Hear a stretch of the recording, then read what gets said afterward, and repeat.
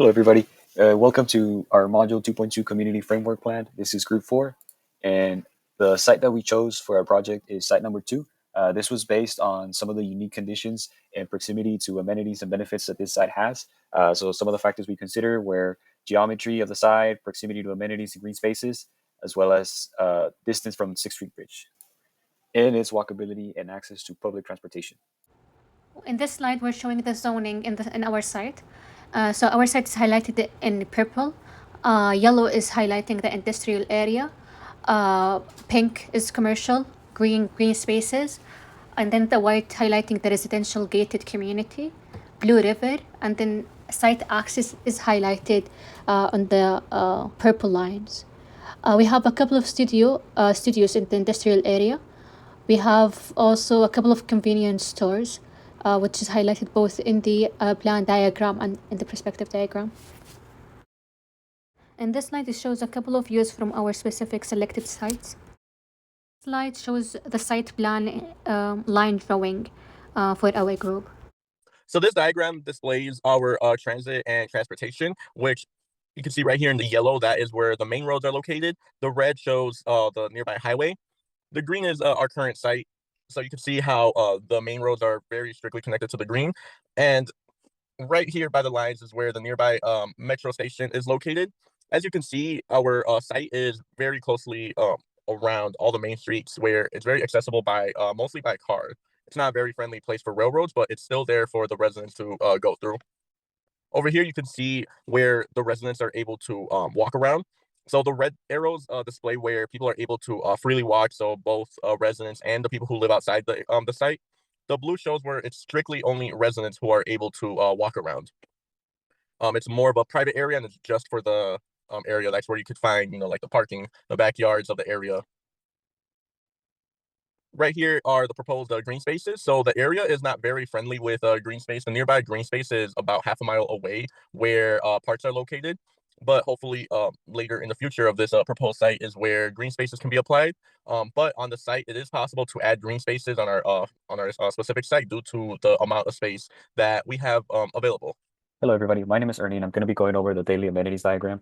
So as we can see in this diagram, there's quite a lot of stuff going on in this neighborhood. Some of these buildings are commercial, industrial warehouses where there's a lot of wholesale going on, a lot of produce, meats, poultry. We do have studio spaces where they do a lot of filming and movies. We also have some retail. We have very few restaurants in the area, but we do have some entertainment spaces, some event space, and we also have some office/corporate. Moving on to the culture in this neighborhood, while it may seem like a very commercial industrial neighborhood, because of the creative industries in this neighborhood, there is quite a lot of culture. So as we can see in here, we have anything between film, fashion, photography, art, we have music venues, we have music recording studios. So the creative culture is pretty big in this neighborhood.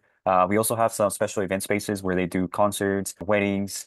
We also have the 6th Street Bridge, which is meant to not just be a bridge connecting this neighborhood to downtown, but it's also meant to be a place where a lot of cultural events can happen on the bridge. Underneath the bridge, we have park space, which is a huge part of the culture of this neighborhood. And then we also have quite a bit of Hispanic Latino influence in this neighborhood. To the left, we have some multifamily residential and single family residential units, which are Hispanic for the most part. We also do have a Latino cultural center, and we have a Mexican wrestling venue in the area as well. Have some museums, and there's a big graffiti culture in this neighborhood. Not a lot of restaurants, like I said, but we do have some street vendors that are located here and there. Moving on to our sound diagram, obviously we have that big bridge that is going into downtown, so that does provide a lot of noise into the area. We do have park spaces underneath, which do also provide some noise, but we also have the Union Pacific Railroad south of our side, and that can also provide some noise.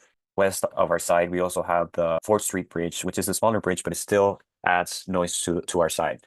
Moving on, we have the Somersault side, sun path diagram, kind of showing where that sun is going in the summertime. And then moving on, we have that Wintersall side sun path, which kind of shows us where the sun is headed in the wintertime. Hi, my name is Himchan, and this is my part of presentation of our Module 2.2 Community Framework Plan. So I was in charge of the physical model of the site. So we choose site 2 as our site model. So I model the area and the surroundings with cardboard and foam board. So as you can see, the the green area that I marked is our project site, and you can see there are bridge across the neighborhood down the south direction, and there are a railway and the parking lot on the west side of our site, and the north there are industrial area. So our project site is pretty located in industrial area. And these are my northwest and southwest area view, and the next ones are northeast and southeast area view. In conclusion, the selected site allows us to have proximity to key amenities, public transportation, green spaces, while keeping that space between some of the noisy roads around this site. This makes it the ideal location for the building of our multi-family residential complex